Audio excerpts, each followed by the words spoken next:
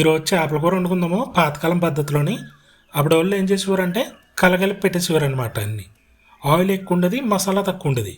అందుకే చేపలు వండారనుకో చేపలకి ఒక ఫ్లేవర్ ఉంటుంది కదా, అది బాగా తెలిసేది. చిన్నప్పుడు చూస్తూ ఉండేవాళ్ళం కదా. ఈ చేప ఏంటంటే ఇంగిలే, సేమ్ సావిడ జల్లలు ఆ టేస్టే ఉంటుంది దీనికి. వీటిని శుభ్రంగా క్లీన్ చేస్తాము. మట్టి దాకలో వండితే మంచి టేస్ట్ వస్తుంది.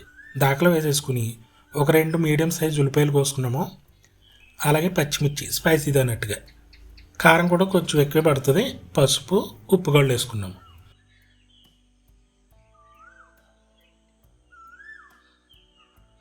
ఆయిల్ బాగా ఎక్కువే పడుతుంది, అలా వేసుకుంటేనే కూర టేస్ట్ బాగుంటుంది.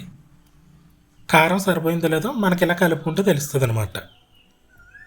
చాలా డిఫరెంట్ టేస్ట్ ఉంటుంది ఇది. సేమ్ ఇది చికెన్ పీస్ లాగా గట్టిగా ఉంటాయి. ఇవి గట్టి పెట్టి తిప్పేసినా కూడా ఏం కాదు. ఇవన్నీ బాగా కలుపుకున్నాం కదా, కారం అన్నీ కరెక్ట్గా సరిపోయి ఇలా ఒక అరగంట పాటు పక్కన పెట్టేయచ్చు. తర్వాత ఈ ముక్కలు ములిగేదాకా వాటర్ వేసుకోవాలి. మరీ ఎక్కువ వేసుకోకూడదు, ఎందుకంటే చేపలో వాటర్ ఉంటుంది.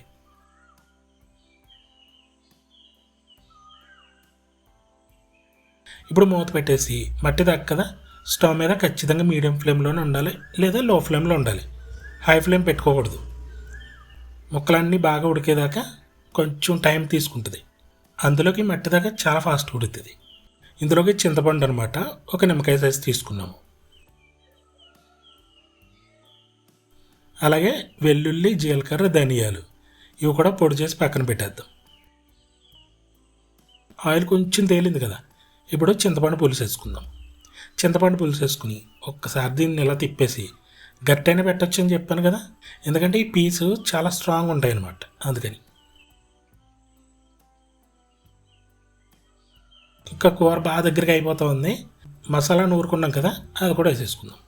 ఇది వేసుకుని ఒకసారి తిప్పేసి మూత పెట్టి ఇంకా పులుసు కొంచెం దగ్గరికి అయ్యేదాకా ఉంచుదాం. నాన్ వెజ్ ఎప్పుడు కూడా గ్రేవీ కొంచెం థిక్గా ఉంటేనే కూర టేస్ట్గా ఉంటుంది. లేదనుకో బాగా పులుసులో ఉంచితే ఏమవుతుంది, వేడి నీళ్ళు ముంచు తిన్నట్టు ఉంటుంది అనమాట. అందుకని కొంచెం దగ్గర పడాలి. కరివేపాకు లాస్ట్లో వేసుకుంటే చాలా బాగుంటుంది. ఆయిల్ తేలిన తర్వాత వేసుకోవాలి. అంతే, చూసారా ఎంత సింపుల్గా అయిపోయిందో. ఆయిల్ బాగా తేలిపోయింది కదా, అంతే. ఇంక ఈ చేపల కూర ఏంటంటే పొద్దున్న వండుకుని సాయంత్రం తింటే చాలా బాగుంటుంది. ఇంకా మన వీడియో కోసమని నేను వెంటనే టేస్ట్ చేశాను, అయినా కూడా సూపర్గా ఉంటుంది. సింపుల్గా అయిపోయింది కదా. పాతకాలం పద్ధతులు ఏంటంటే కలగలుపు పెట్టడం వల్ల చేపలకు ఉన్న ఫ్లేవర్ తెలుస్తుంది. మసాలా కూడా కొంచెం తక్కువ వేసేవారు వాళ్ళు. చాలా బాగుంది టేస్ట్ అయితేని. మీకు నచ్చింది అనుకో వేరే చేపలతో ట్రై చేయండి.